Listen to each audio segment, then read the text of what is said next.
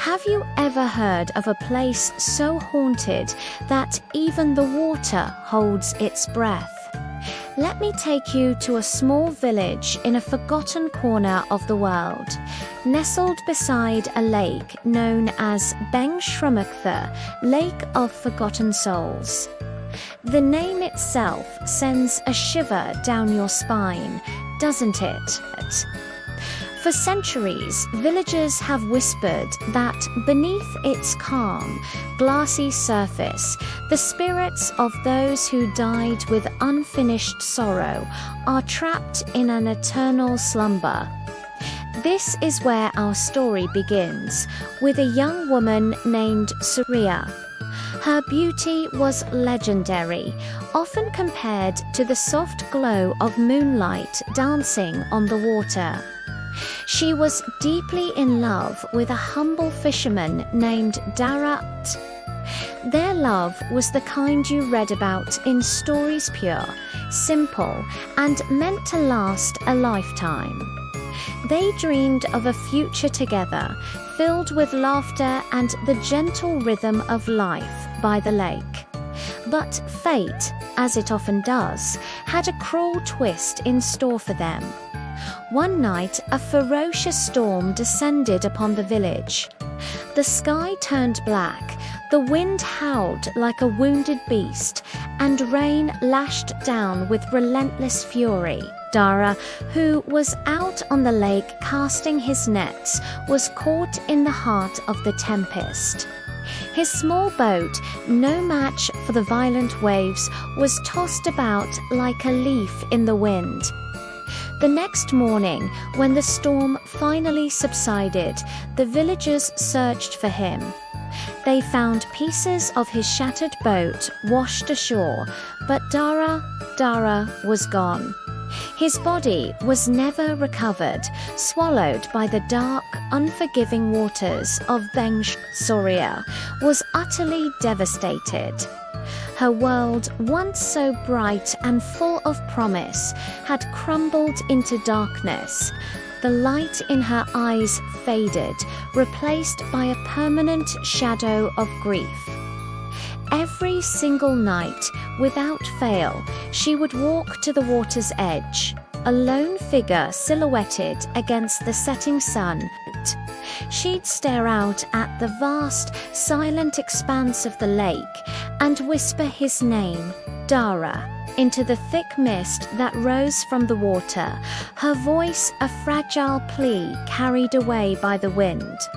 She waited, clinging to the impossible hope that he might somehow hear her and return. Weeks turned into months, but her vigil never ended. Her hope slowly curdled into a deep, hollow despair. The villagers watched her, their hearts aching with pity as she withered away like a flower deprived of sunlight. Then, one fateful night, under the cold, watchful eye of a full moon, Soriya walked to the shore for the last time. She was dressed in a simple white garment, her long black hair flowing freely behind her. This time, she didn't just whisper his name. She began to sing a soft, haunting melodia love song she and Dara used to share. And as she sang, she walked slowly, deliberately, into the cold, dark waters of the lake, until the surface closed over her head and the music faded into an eerie silence. She never came out again. From that day forward, a palpable sense of dread fell over the village. The lake, once a source of life, became a source of fear. The strange and unsettling events began almost immediately. Fishermen, casting their nets in the early morning fog, would report seeing a lone figure of a woman standing motionless in the mist. She would just stand there, her form indistinct, before vanishing as quickly as she appeared. Sometimes they'd hear a woman's voice eerily similar to Soriya's, calling their names from the middle of the lake, a beckoning call that chilled them to the bone. Boats securely moored at the docks overnight would be found the next morning drifting aimlessly in the center of the lake, completely empty.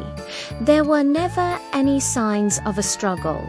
No ropes cut. It was as if their occupants had simply vanished into thin air. The water itself seemed to be alive. On perfectly calm nights, villagers would witness ripples spreading in perfect, concentric circles, as if an invisible person were walking just beneath the surface, disturbing the water with silent footsteps. Those who claimed to have seen the ghostly figure up close all told the same terrifying story. She only appears when the moon is full, a glowing orb hanging in the ink-black sky. Her ghostly white dress seems to float ethereally on the water's surface, and her long dark hair hangs down, completely obscuring her face. All you can see is her silhouette and the faint, melancholic hum of the same melody she sang on the night she disappeared. Over the years, a few brave or perhaps foolish souls have tried to approach her, but driven by curiosity or a desire to help, they would steer their boats toward the humming figure in the mist. But none of them ever returned. The only trace ever found of these vanished individuals were their empty boats and a single set of wet footprints leading from the shore back into the lake. It was as if she had led them into the water and the lake had claimed them. The local legend says that Soriya's spirit is still trapped there, forever searching for Dara's soul in the murky depths. Consumed by an eternal sorrow, her grief has twisted her into something sorrowful and dangerous. She mistakes any man who ventures too close for her lost lover, reaching out to pull them into her watery embrace, hoping to finally be reunited. This is why, to this day, a dark superstition hangs over the village of Beng Sramoch. No one dares to speak her name Soriya out loud, especially not at night near the lake. The elders warn that if you do, you will feel a sudden cold spot behind you, and a faint spectral whisper will brush against your ear, saying the words you dread most. You came back. And before you can even scream, an unseen force will pull you under the surface, down into the cold. Silent darkness of the lake of forgotten souls. Even now, the villagers carry on a solemn tradition. On the night of every full moon, they go to the shore and gently place lotus flowers on the water.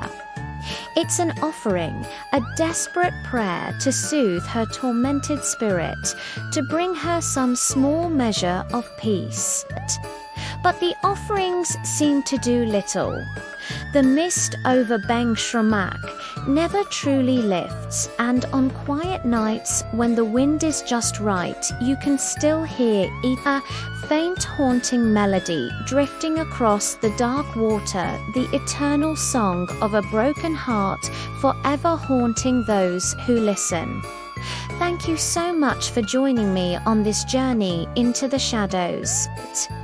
If you enjoy tales of folklore and things that go bump in the night, don't forget to hit that like button and subscribe to the channel.